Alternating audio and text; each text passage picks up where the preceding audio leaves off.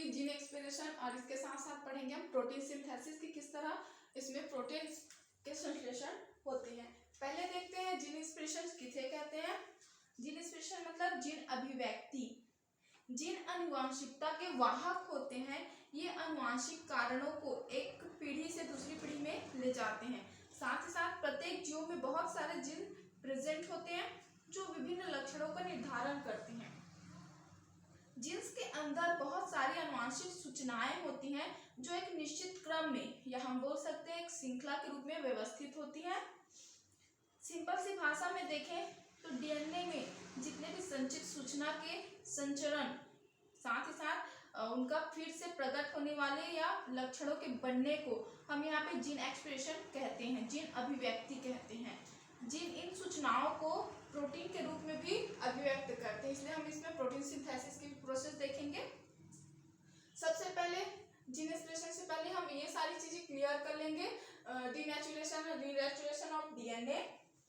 तो आपकी denaturation and reshaping of DNA hot which break their bonded hydrogen bond, it widen hydrogen polynucleotide sign and they will separate from each other the same DNA. It is called denaturation. ये hydrogen bond is formed to the heated DNA and the both the coils are joined together. This is called reshaping. कहने का मतलब है कि जो DNA होते हैं उनको गर्म करने पर उनका विकृतीकरण हो जाता है, अपनी जो संरचना होती है वो बदल देते हैं। साथ ही साथ डीएनए जब ठंडा होता है तो अपने पुनः आकृति में वापस आ जाते हैं। साथ ही साथ इनके जो बीच में हाइड्रोजन बॉन्ड होते हैं वो टूट जाते हैं और हाइड्रोजन बॉन्ड के टूटने पर जो दोनों पॉलीन्यूक्लियोटाइड की श्रृंखला होती है वो एक दूसरे से अलग हो जाएंगे और इसी को हम बोलते हैं यहाँ पे डीएनए विकृतीकरण। साथ ही साथ इसमें गर्म हुए डीएनए को फिर से ठंडा करने पर जो इनके बीच हाइड्रोजन बॉन्ड होते हैं वो आपस में बन जाते हैं और दोनों का क्या हो जाता है, आपस में मिलने पर पुनः कुंडलन हो जाता है। इसे ही हम पुनः आकृतिकरण कहते हैं, मतलब denaturation and renaturation of DNA. Next बात करते हैं आपकी लाइनर एंड सेलुलर डीएनए की। तो लाइनर डीएनए क्या होते हैं, 5 days to 3 days इनके दोनों छोर क्या होंगे, स्वतंत्र होते हैं, ये आपस में जुड़े नहीं होते हैं। रेखाकार डीएनए यूकैरियोटिक कोशिकाओं में पाए जाते हैं। वही सर्कुलर की बात करें हम, सर्कुलर डीएनए वह डीएनए जिसके दोनों छोर स्वतंत्र नहीं होते हैं, साथ ही साथ ये डीएनए आपस में कहीं ना कहीं जुड़े हुए होते हैं और इनमें कोई भी छोर फ्री नहीं होता है और ये यूकैरियोटिक कोशिकाओं के माइटोकॉन्ड्रिया या लवक में पाया जाता है। अब बात करते हैं हम कोडिंग और नॉन कोडिंग डीएनए की, क्रियाशील और अक्रियाशील। तो the coding part of gene is formed the mRNA part which is called the formation of RNA. It help in the formation of protein. DNA before the DNA it is called the RNA part that participates in exon. This DNA replications is now involved in the process. There is a process of DNA will be state which is the coil. Then this state structure is hydrogen bond. They will become enzyme away. They will go away. The cell become nucleotide form a different chain is joined together to form two new DNA enzymes involved in the DNA copy. मतलब DNA का वह भाग जो RNA के निर्माण में भाग लेते हैं वो आपके कोडिंग डीएनए कहलाते हैं। साथ ही साथ एमआरएनए से प्रोटीन और डीएनए का वह भाग जो आरएनए के निर्माण में हेल्प करता है उसे हम एक्सॉन कहते हैं। बात करें नॉन कोडिंग डीएनए की, तो डीएनए का वह भाग जो आरएनए को बनाने में भाग नहीं लेते हैं नॉन कोडिंग डीएनए कहलाते हैं। इनमें ये दोनों डीएनए में प्रेजेंस होते हैं आपकी कोडिंग और हम बोल सकते हैं कोडिंग और नॉन कोडिंग डीएनए में एक्सॉन इंट्रॉन ये दोनों डीएनए में प्रेजेंट होते हैं, बट इसमें एक स्प्लाइसिंग की क्रिया होती है जिसके द्वारा इंट्रॉन निकल जाते हैं और साथ ही साथ क्या होंगे, इंट्रॉन के निकलने पे एक्सॉन आपस में जुड़ जाएंगे और डीएनए का निर्माण करते हैं, जो कि एक आरएनए का निर्माण करता है। मान लीजिए यहाँ डीएनए है और इसमें क्या है आपकी एक्सॉन और इंट्रॉन दोनों प्रेजेंट है, और डीएनए का वह भाग जो क्या करेगा आरएनए को बनाने में हेल्प करता है।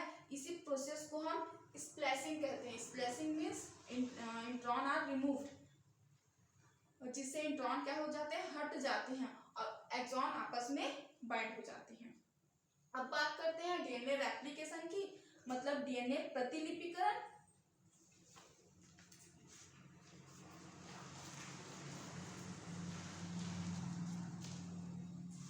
DNA is the complete way will go and the type takes place. After that the structures of DNA become like this tDNA formation from a RNA. This is called DNA replication.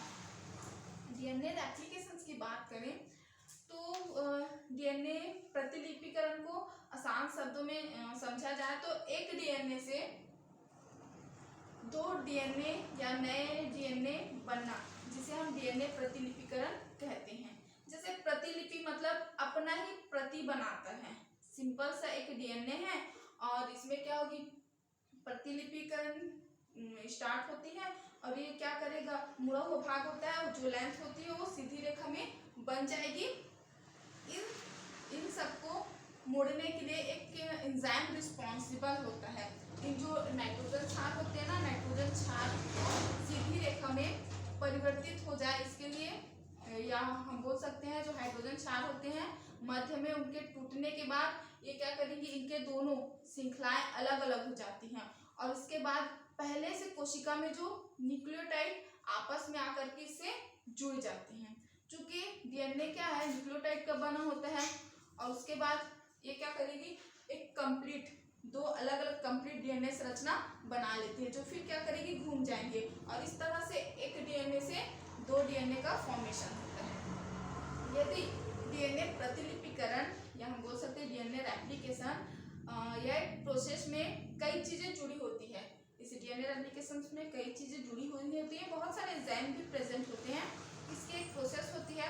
सबसे पहले DNA क्या होता है, सीधा हो जाएगा, सीधा होगा और जो कुंडलन है वो भूल जाएंगी, फिर यह सीधी एक संरचना बना लेगी।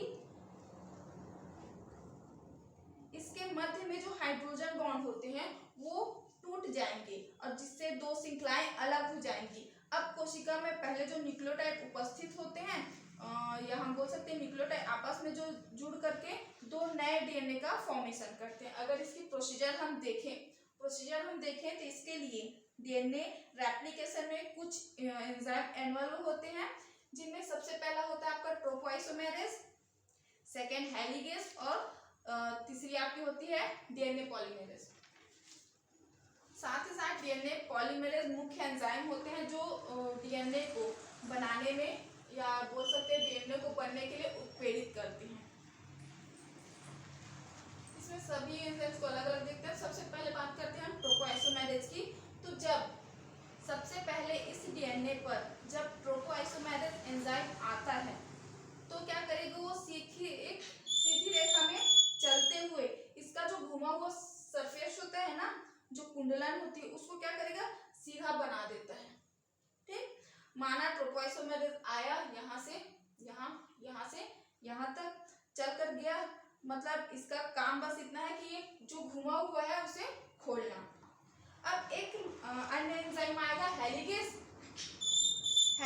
इन जो सेंटर पे क्या होते हैं, नाइट्रोजन साथ प्रेजेंट होती है या हाइड्रोजन बॉन्ड को तोड़ते हुए ये क्या करेगा, आगे बढ़ेगा। अब जब दोनों हाइड्रोजन बॉन्ड टूट जाएंगे तो दोनों सिरों क्या हो जाएंगे, अलग हो जाएंगे और इस प्रकार से हेलिगेज बढ़ते हुए डीएनए के लेंथ में हाइड्रोजन बॉन्ड को क्या करेगा, तोड़ देता है। हम बोल सकते तोड़ देता है। तो डीएनए का जो एक सिरा है वो क्या होती है, 3 डेज होती है और सेकेंड 5 डेज होती है। साथ ही साथ 5 डेज और 3 डेज जो होते हैं वो हम एक आरएनए पॉलीमेरेज जो होता है और सबसे पहले डीएनए प्राइमरेज का निर्माण करता है। आरएनए पॉलीमेरेज आपकी डीएनए प्राइमर्स का निर्माण करेगा। इसका मतलब है कि डीएनए यहाँ पे नहीं बनता है, पहले क्या होगा, आरएनए के कुछ सीक्वेंस बनते हैं। अगर इसमें क्या होती है, अगर एडेनिन है तो यूरोसिल आएगा, क्योंकि आरएनए में यूरोसिल होता है ना थायमिन की जगह पे। तो पहले से सेल में न्यूक्लियोटाइड प्रेजेंट होते हैं और आरएनए में एडेनिन हमेशा यूरोसिल से जुड़ता है, और साइटोसिन है तो गुआनिन से जुड़ जाएगा। तो जो बना है उसे हम डीएनए प्राइमर कहते हैं। जब डीएनए प्राइमर का निर्माण हो जाता है तो अगला डीएनए पॉलीमरेज एंजाइम आता है। डीएनए पॉलीमरेज जैसे ही आएगा डीएनए के नए सीक्वेंस बनना स्टार्ट हो जाते हैं और आरएनए पॉलीमरेज निकल जाते हैं, और दूसरा जो पॉलीमरेज है आकर के क्या करेगा, जुड़ जाता है। फिर डीएनए का निर्माण हो जाता है और तुरंत सेल्स में प्रेजेंट जो न्यूक्लियोटाइड होते हैं वो आकर के क्या करेंगे, जुड़ने लगते हैं। अगर यहाँ थायमिन है तो एडेनिन से जुड़ेगा, वह साइटोसिन है तो गुआनिन से जुड़ता है। जब पेरेंट्स का डीएनए स्ट्रैंड 3 डेज से 5 डेज हो तब ये रेप्लिकेशन 5 डेज से 3 डेज होती है, कंटिन्यूअस बेस पे, सतत। यहाँ क्वेश्चन ये भी बनता है ऐसा क्यों होता है, क्योंकि जो डीएनए पॉलीमरेज होती है ना वो हमेशा एक डीएनए का बहुकलन करती है, मतलब एक नया डीएनए बनाता है 5 डेज टू 3 डेज दिशा में। जब पेरेंट्स का 3 डेज टू 5 डेज होगा तब यहाँ पर जो सीक्वेंस बनेगी वो डीएनए का कंटिन्यूअस बनाते जाता है।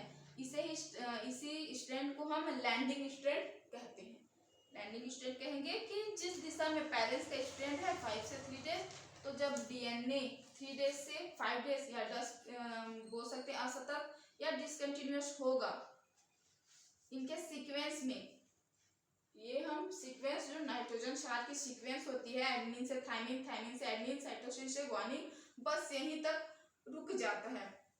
फिर कुछ दूरी पर ये आपकी 3 डेज से 5 डेज और 3 डेज से 5 डेज, ये कुछ दूरी पर क्या हो जाते हैं, रुक जाते हैं। नीचे वाला सीक्वेंस है ना वो रुक जाता है, उसके बाद स्टार्ट होता है वही सीक्वेंस से, फिर रुकेगी फिर स्टार्ट होगा, फिर रुकेगी फिर स्टार्ट होगा, फिर रुकेगी फिर स्टार्ट होगा, मतलब बीच बीच में गैपिंग होगी। लेकिन जब पेरेंट्स का स्ट्रैंड 5 डेज से 3 डेज हो और खंड बनाकर एक स्ट्रैंड प्रदर्शित करता है, जिसे हम ओकाजाकी खंड कहते हैं, और यहाँ पर 5 डेज से 3 डेज हो तो डिसकंटिन्यूअस होगा। लास्ट में ये खंड एक अन्य एंजाइम की हेल्प से जुड़ जाते हैं जिसे हम डीएनए लाइकेज कहते हैं। इसका अर्थ बस इतना होता है, जो टूटे हुए खंडों को ये क्या करता है, जोड़ देता है। डीएनए लाइकेज यही करता है, और इस प्रकार डीएनए की लेंथ एक ऊपर और एक नीचे प्रेजेंट होती है। इस प्रकार डीएनए दो नए डीएनए बनाता है। फिर इन जो डीएनए है वो क्या करेंगे, दक्षिणावर्ती घूम जाएंगे, और घूमने के बाद स्ट्रक्चर बनेगा इस प्रकार से, जो घूमी हुई है ना संरचना, इस प्रकार से उनकी स्ट्रक्चर बन जाएगी। इस नए बने डीएनए की 2 श्रृंखलाएं होती है, जिनमें से एक श्रृंखला क्या होगा, उनके पेरेंट्स का होता है, जनक का होता है, और एक स्ट्रैंड जो नया बना है उस नए बने स्ट्रैंड में जो डीएनए का प्रतिलिपिकरण होता है, या हम बोल सकते हैं उसकी हाफ स्ट्रक्चर, अर्ध संरचना होती है, सेम कंजर्वेटिव हो जाता है, मतलब आधा जनक का होगा और आधा नया। इसे मिश्रण और स्टेल ने डीएनए प्रतिलिपिकरण का प्रथम बार प्रयोग किया था, डीएनए रेप्लिकेशन का। अब हम देखते हैं इस प्रोसीजर्स में RNA, ribonucleic acid. Ribonucleic acid की एक श्रृंखला होती है। न्यूक्लियोटाइड जो होता है वो 3 चीजों से बना होता है, डीएनए भी बना होता है, नाइट्रोजन क्षार, पेंटोज क्षार और फास्फेट समूह। तो डीएनए में अंतर क्या है कि यहाँ पर जो नाइट्रोजन क्षार होते हैं आरएनए में, वो उसमें आपकी एडेनिन होती है, गुआनिन होती है, साइटोसिन तो पाया जाएगा, लेकिन जो थायमिन होती है ना डीएनए में, उसके स्थान पर यहाँ पे यूरोसिल प्रेजेंट होता है। साथ ही साथ डीएनए क्या होती है, 2 कुंडलित होती है, लेकिन आरएनए केवल सिंगल होते हैं, एक सिंगल की संरचना बनाती है। डीएनए के संगठन की बात करें तो क्या होंगे आपके राइबोन्यूक्लियोटाइड 4 प्रकार के होते हैं। अगर पेंटोस शर्करा और फास्फेट समूह से नाइट्रोजन क्षार एडेनिन है तो एडेनिलिक अम्ल कहलाएगा। साथ ही साथ वहां पे ग्वानिन ऐड है तो ग्वानिलिक अम्ल कहलाएगा। साइटोसिन प्रेजेंट है तो साइटिलिक अम्ल कहलाएगा। यूरोसिल प्रेजेंट है तो यूरोडिलिक अम्ल कहलाएगा। अब इसकी बात करते हैं हम आरएनए के टाइप्स के। तो आरएनए 3 प्रकार के होते हैं। सबसे पहले होता है आपका एमआरएनए, जिसे हम मैसेंजर आरएनए या संदेशवाहक कहते हैं। दूसरा होता है आपका टीआरएनए, ये आपका स्थानांतरण आरएनए कहलाता है। साथ ही साथ तीसरी आपकी राइबोसोमल आरएनए होती है। अब हम बात करते हैं आरएनए के विशेषताओं की। तो एमआरएनए, सबसे पहले देखते हैं एमआरएनए। तो mRNA is format from DNA in the nucleus bye transcription process. The formation of RNA from DNA is called transcription. RNA का निर्माण अनुलेखन क्रिया द्वारा केंद्रक में डीएनए से होता है और डीएनए से आरएनए का बनना अनुलेखन कहलाता है। अब बात करते हैं दूसरी, mRNA service as template from protein synthesis. MRNA protein संश्लेषण के लिए एक बोल सकते हैं साँचा का कार्य करती है। तीसरा देखें तो there are the 3 types of mRNA in monoeukaryotic cells. mRNA carries the information about the synthesis of only one polypeptide chain called synthetic mRNA, means only one protein. Prokaryotic cells has more than one mRNA. This polypeptide information about the synthesis of the polycistronic chain. Eukaryotic कोशिकाओं में जो mRNA सिर्फ एक ही polypeptide श्रृंखला के संश्लेषण की सूचना का वहन करता है, मतलब केवल एक प्रोटीन बनाएगा। इसे हम मोनोसिस्ट्रोनिक एमआरएनए कहते हैं। साथ ही साथ प्रोकैरियोटिक कोशिकाओं में एमआरएनए से एक या एक से अधिक पॉलीपेप्टाइड श्रृंखलाओं की भी संश्लेषण या सूचना का ये क्या करती है, वहन करती है, और इसलिए इसे हम पॉलीसिस्ट्रोनिक एमआरएनए भी कहते हैं। बात करें next, the presence of mRNA in the cells is mRNA of 3 to 5%। कोशिका में एमआरएनए की उपस्थिति 3 से 5% होती है। ठीक, नेक्स्ट बात करते हैं हम ट्रांसफर आरएनए की। RNA is said to be show the cell moves away from the one place moves. तो इसमें स्थानांतरण आरएनए मतलब आपकी टीआरएनए जो होती है ना, उसे हम स्थानांतरण आरएनए इसलिए कहते हैं क्योंकि एक कोशिका में जो उपस्थित एमिनो अम्ल होते हैं ना, उसको एक पकड़ पकड़ के एक स्थान से दूसरे स्थान पर ले जाता है, और कोशिका द्रव्य में एमिनो अम्ल को राइबोसोम तक ले जा करके छोड़ देता है। Ribosomal RNA was helpful in ribosomal measurement. Most the RNA is not present. कोशिकाओं में उपस्थित समस्त एमआरएनए में सबसे छोटा जो आरएनए है वो टीआरएनए है।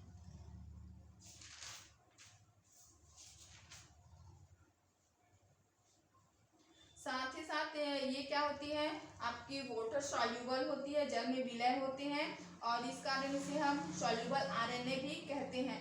इसकी संरचना की बात करें तो आपने सुनी होंगी, ये क्लीवर की लीफ की तरह होती है, क्लीवर लीफ की तरह होती है, क्लीवर की पत्तियां। और सेल्स में 16 to 18% टीआरएनए होता है। नेक्स्ट बात करते हैं राइबोसोमल आरएनए की। तो ribosomal RNA was helpful in the ribosomes measurement. Most of the RNA is not present. ये राइबोसोम्स में पाए जाते हैं और प्रोटीन संश्लेषण में हेल्प करते हैं। कोशिका में उपस्थित जो आरएनए का अधिकांश भाग होता है वो आरआरएनए के जो निर्माण होती है उनमें हेल्प करता है। साथ ही साथ लगभग कोशिका में 8% आरआरएनए प्रेजेंट होते हैं। कुछ अन्य प्रकार के आरएनए भी होते हैं, जैसे जीन आरएनए, ये कुछ विषाणुओं में पाए जाते हैं। ये अनुवांशिक आनुवांशिक पदार्थों के रूप में कार्य करते हैं। और आपकी स्मॉल न्यूक्लियर आरएनए भी पाई जाती है, राइबोसोम्स भी पाए जाते हैं जो उत्प्रेरक की कार्य करते हैं।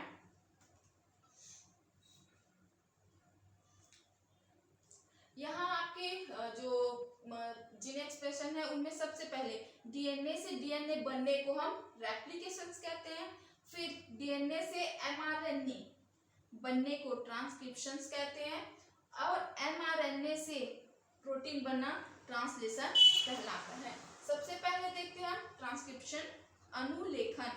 तो डीएनए का वह भाग जो क्या करता है, आरएनए को बनाने में भाग लेता है, हम उसे अनुलेखन इकाई कहते हैं, ट्रांसक्रिप्शन यूनिट कहलाता है या कहते हैं। इस ट्रांसक्रिप्शन की प्रोसेस में 3 प्रकार होते हैं। पहला होता है प्रमोटर, दूसरा स्ट्रक्चर जीन, और थर्ड आपकी टर्मिनेटर रीजन।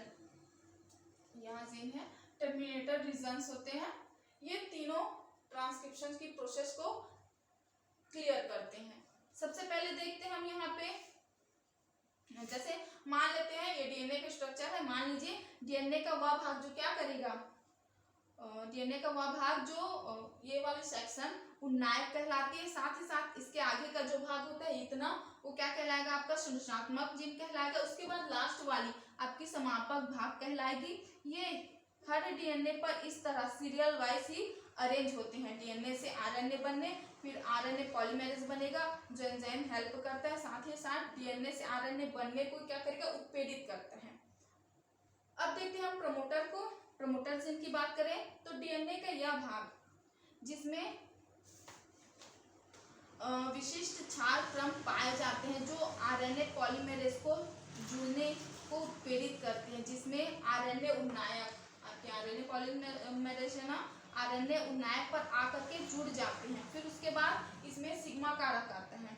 जब आरएनए पॉलीमरेज पर आकर बैठता है तो ये तुरंत पॉलीमरेज एमआरएनए को बनाना स्टार्ट कर देती है, और जिसमें हमेशा अनुलेखन की दिशा 5 डेज से 3 डेज होती है।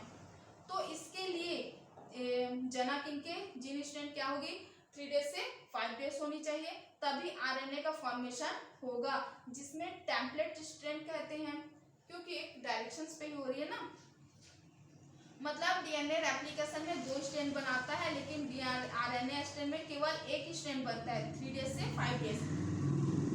जिस स्ट्रैंड में आरएनए नहीं बनता उसे हम 5 डेज से 3 डेज की ओर बोल सकते हैं। साथ ही साथ ये क्या करेंगे, कोडिंग स्ट्रैंड नहीं कहलाती है, जो उसे बनाएगी वही कोडिंग स्ट्रैंड कहलाती है, जो कि किसी भी कोड को क्या करती है, कोड नहीं करती है। इसमें केवल आपकी स्ट्रक्चर जीन ही आरएनए को बनाने में भाग लेती है, आपकी प्रमोटर जीन आरएनए को बनाने में भाग नहीं लेगी। जब प्रमोटर में आरएनए पॉलीमरेज इंटर करता है, आगे बढ़ने लगता है, तो सारे हाइड्रोजन बॉन्ड को तोड़ते हुए आगे बढ़ता है, और आगे बढ़ते हुए कहाँ जाता है, स्ट्रक्चर जीन।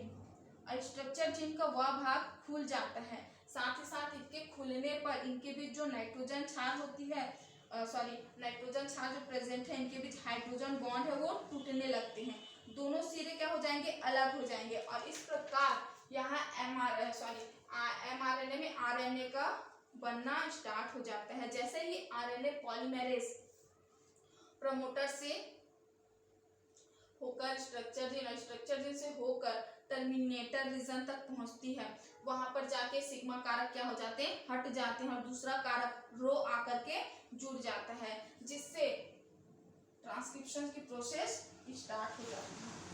अब आरएनए जितना बना उतना ही बनकर केंद्रक से वो बाहर निकलकर साइटोप्लाज्म में पहुंचता है, और ये पूरी प्रक्रिया अनुलेखन कहलाती है।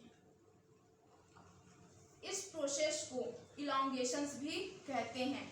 ये सिरा आरएनए पॉलीमरेज के द्वारा खुल गया, साथ ही साथ इनके बीच क्या थे, हाइड्रोजन बॉन्ड थे, वो टूट गए, नाइट्रोजन क्षार अलग अलग हो गए, और इसमें क्या हुआ कि आरएनए पॉलीमरेज हुआ, एमआरएनए बन चुका है पर अलग नहीं हुआ है, जिसमें जो सिग्मा फैक्टर है, सिग्मा कारक, वो निकल जाता है। उसके बाद आपकी टर्मिनेटर की प्रोसेस आती है, जिससे हमें mRNA मिलके मिलता है। यहाँ आप बोल सकते हैं टर्मिनलाइजेशन ऑफ RNA पॉलीमेरेज। इतने समझ गए इन एक्सप्रेशंस की ये प्रोसेस थी। हम बात करते हैं अब इसी में एक और चीजें हैं, जेनेटिक कोडॉन। आपने पढ़ी होंगी अनुवांशिक कोडॉन, तब जाके आप प्रोटीन सिंथेसिस की प्रोसेस समझ सकते हैं। जैसे एक साइंटिस्ट थे जॉर्ज गैमो, उनका विचार था कि अमीनो एसिड जो होते हैं वो 20 टाइप्स के होते हैं। mRNA में कुल 4 प्रकार के नाइट्रोजन क्षार पाए जाते हैं, एडेनिन, ग्वानिन, साइटोसिन और यूरेसिल। यही नाइट्रोजन क्षार अलग अलग क्रम में 3 नाइट्रोजन क्षार मिलकर के एक कोडॉन बनाते हैं। जैसे आपने पढ़ी होंगी कोडॉन, एंटीकोडॉन। तो कोडॉन होता क्या है? एमिनो एसिड का रासायनिक तत्व जिनके द्वारा आरएनए का फॉर्मेशन होता है वो कोडॉन है। दोनों साइंटिस्ट ने अपने अपने विचार रखे और बताया कि यहाँ पे जो कोडॉन होते हैं ना वो त्रियक होते हैं। 4 प्रकार के नाइट्रोजन क्षार से 64 प्रकार के कोडॉन बनते हैं इस फॉर्म पे।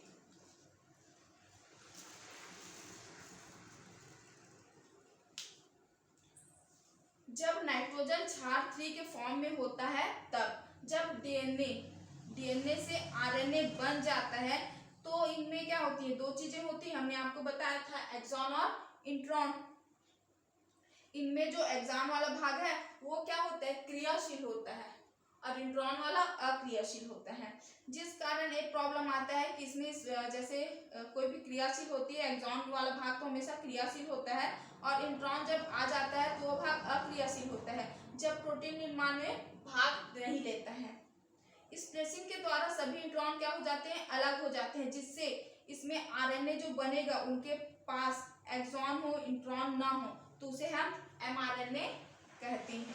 क्योंकि एमआरएनए नाइट्रोजन क्षार से मिलकर बना होता है, इसमें स्प्लिसिंग की प्रोसेस नहीं होगी। इस तरह नाइट्रोजन क्षार से मिलकर बना हुआ होता है टीआरएनए। यहाँ बात करें हम टीआरएनए की, तो टीआरएनए क्या करता है? एमिनो एसिड्स को कोशिका द्रव्य से लेकर के आता है।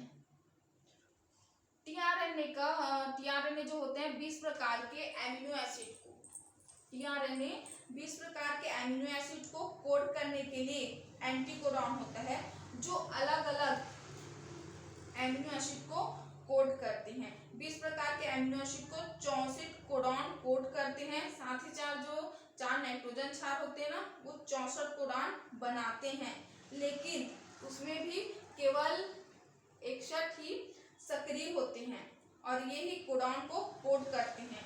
जो 3 कोडॉन होते हैं वो किसी भी कोडॉन को कोड नहीं करते हैं, जिसे हम स्टॉप कोडॉन या टर्मिनेटर कोडॉन भी कहते हैं, जैसे यूएए, यूजेए और यूएसी। ये तीनों कोडॉन किसी भी कोडॉन को कोड नहीं करते हैं। अगर वो तीनों आ जाए तो तुरंत ही क्या होगा?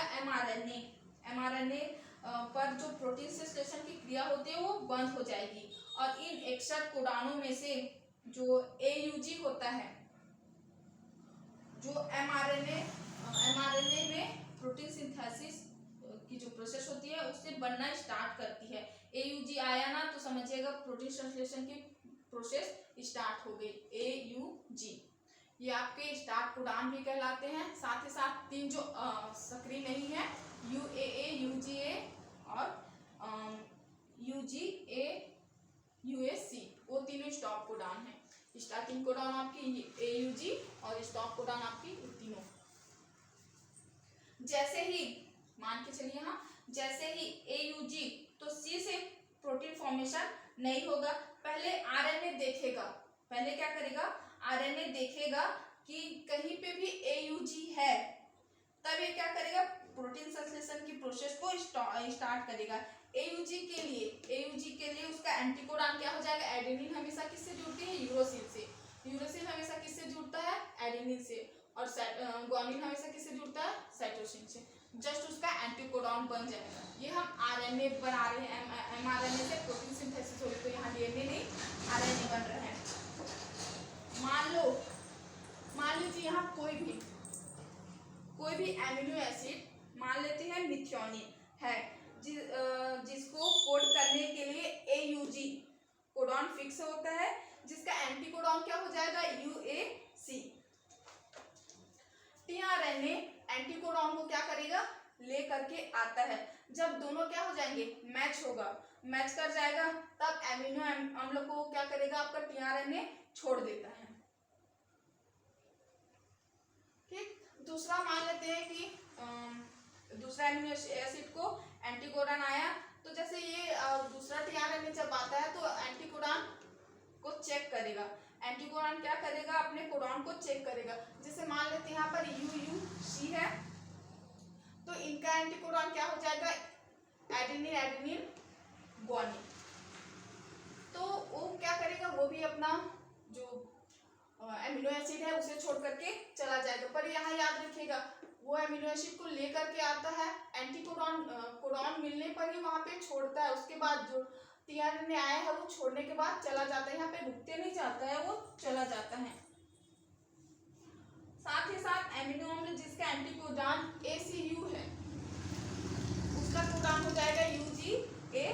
वो चेक करेगा कि यह है या नहीं अगर होगा तो क्या करेगा उसे छोड़ेगा, और नहीं होने पर एंटीकोडॉन कोडॉन से मैच होने पर ही उसे छोड़ेगा, नहीं होने पर क्या करेगा अपने एमिनो एसिड को पुनः लेकर के चला जाता है। साथ ही साथ जैसे ही स्टॉप कोडॉन आए, स्टॉप कोडॉन पर हमने बताया था 3 होती हैं UAA UGA UAG, तो तुरंत प्रोटीन संश्लेषण की प्रोसेस वहां पे क्या हो जाएगी रुक जाएगी, टीआरएनए नहीं आएगा, एमिनो एसिड भी नहीं आएगी, ये सभी सुयोजित होकर, ये सारे सुयोजित होकर, सारे अमीनो एसिड सुयोजित होकर प्रोटीन बनाते हैं, तब प्रोटीन का फॉर्मेशन होता है और राइबोसोम आकर के जुड़ जाते हैं।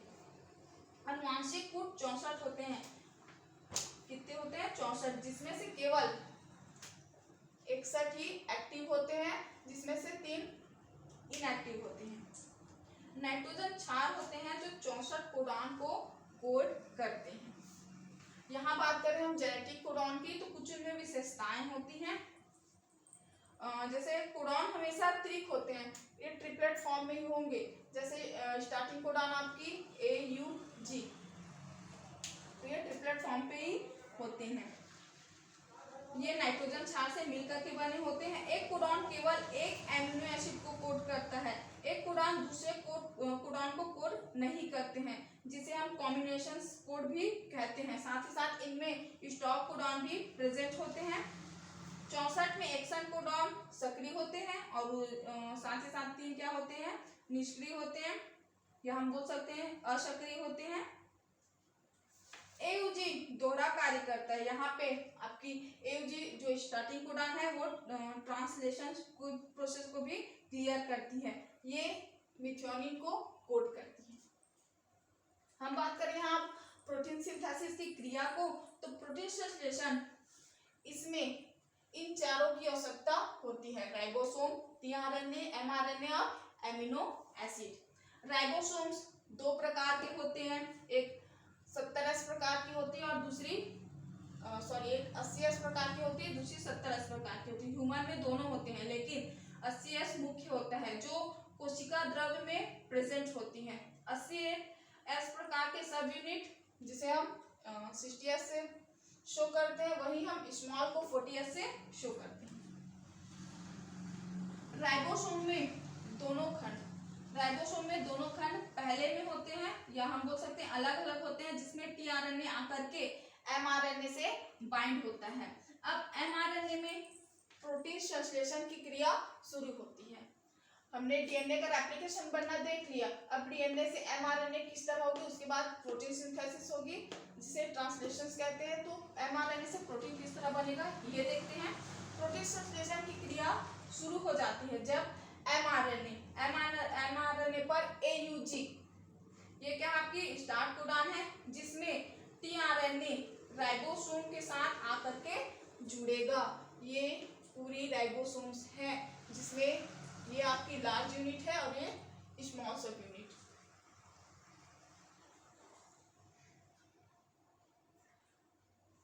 चलिए आगे, उसके बाद आगे बढ़ते हुए क्या करेगी आपकी, जब AUG स्टार्ट कोडॉन हो होगा जिसमें टीआरएनए राइबोसोम से आकर के जुड़ जाएगी। उसके बाद ये क्रिया आगे बढ़ते हुए पूरे एक श्रृंखला का निर्माण करेंगी और रूपांतरण करके प्रोटीन का निर्माण करती है। सबसे पहले इसमें आएगा मिथ्योनिन। मिथ्योनिन ही आएगा क्योंकि इसका कोडॉन स्टार्ट कोडॉन होता है। यहाँ लार्ज और स्मॉल सब यूनिट है जो मैग्नीशियम द्वारा जुड़े होते हैं। एंटीकोडॉन से कोडॉन मैच होगा तब यह प्रोटीन संश्लेषण की क्रिया स्टार्ट होगी। पहले क्या करेगा, टीआरएनए आएगा, मिथ्योनिन को कोड करेगा, फिर उसके बाद दूसरा टीआरएनए आएगा और वो अपने अमीनो एसिड को लेकर के आएगा। जैसे CUU आया है तो CU को कोड करता है ल्यूसीन, CU ल्यूसीन को कोड करता है। इसका एंटीकोडॉन हो जाएगा जस्ट उल्टा। जब दूसरा टीआरएनए आता है तो पहला टीआरएनए अपने अमीनो एसिड को छोड़ करके चला जाता है। इस तरह सारे अमीनो एसिड आने पर जब स्टॉप कोडॉन आता है, लास्ट में आपके स्टॉप कोडॉन कोई भी टीआरएनए आया, अब उसे कोई भी उनके एंटीकोडॉन नहीं मिले, एंटीकोडॉन टीआरएनए क्या करता है, एंटीकोडॉन लेके आता है ना उस कोडॉन को कोड करने के लिए, तो यहाँ उसे कोई सिमिलर कोडॉन नहीं मिले तो वो क्या करेगा, वहां नहीं छोड़ेगा अपने अमीनो एसिड को, ऐसे ही चला जाएगा। लास्ट में स्टॉप कोडॉन आने पर यहाँ प्रोटीन संश्लेषण की प्रोसेस रुक जाएगी। रुकने पर जितने सारे अमीनो एसिड हैं आपस में क्या हो जाएंगे, अटैच हो जाएंगे और अमीनो अम्ल की एक श्रृंखला बना लेंगे। श्रृंखला बनाने पर डीएनए से क्या बनता है आपका एमआरएनए से प्रोटीन।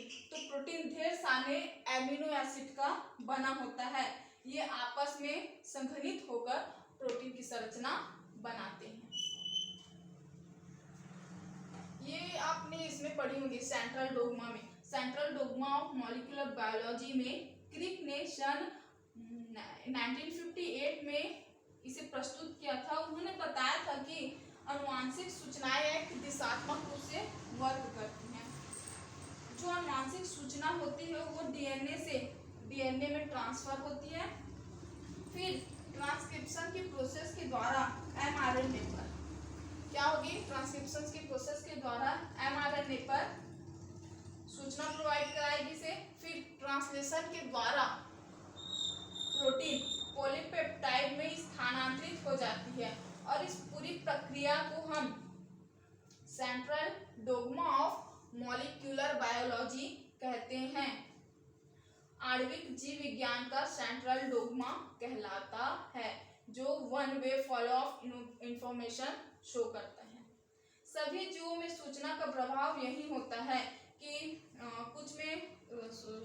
कुछ में आरएनए भी जेनेटिक कोड का काम करता है। जैसे दो साइंटिस्ट थे डैमिन और पैटिमोर, इन्होंने बताया था या पता लगाया था कि जो हेट्रोवायरस होते हैं जिनमें डीएनए नहीं प्रेजेंट होते हैं उनमें आरएनए अनुवांशिक पदार्थ का कार्य करती है। हेट्रोवायरस जैसे आपकी HIV, टोबैकोमोजिक वायरस, इन्फ्लुएंजा, इन सारे वायरसों की अनुवांशिक पदार्थ की सूचना आरएनए के पास होगी, तब सूचना का प्रवाह ये क्या करते हैं, आरएनए से डीएनए, फिर डीएनए से एमआरएनए और फिर एमआरएनए से प्रोटीन।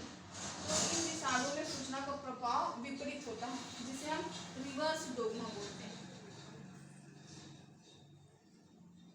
तो इस तरह information flow in one direction from DNA to mRNA and mRNA to protein, but in some viruses जैसे like HIV, इन्फ्लुएंजा या then genetic material in RNA, यदि किसी शब्द में जैसे हम यूज करते हैं ना, यदि किसी शब्द में तेज आ जाए तो वह एक एंजाइम है। जैसे कार्बोहाइड्रेट, नाइट्रोजन, न्यूक्लिक प्रोटीन को डाइजेस्ट करने वाले एंजाइम क्या होते हैं, कार्बोहाइड्रेटेस, नाइट्रोटेस, प्रोटेस, अलग अलग हैं। एंजाइम्स के नाम उनके सबस्ट्रेट के द्वारा रखा जाता है। तो ये थी आपकी जीन एक्सप्रेशन, साथ ही साथ उस पे प्रोटीन सिंथेसिस की कुछ क्रियाएं। जो आप ये सारी चीजें समझ लेंगे ना तो आपको प्रोटीन सिंथेसिस आसानी से समझ आ जाएगी।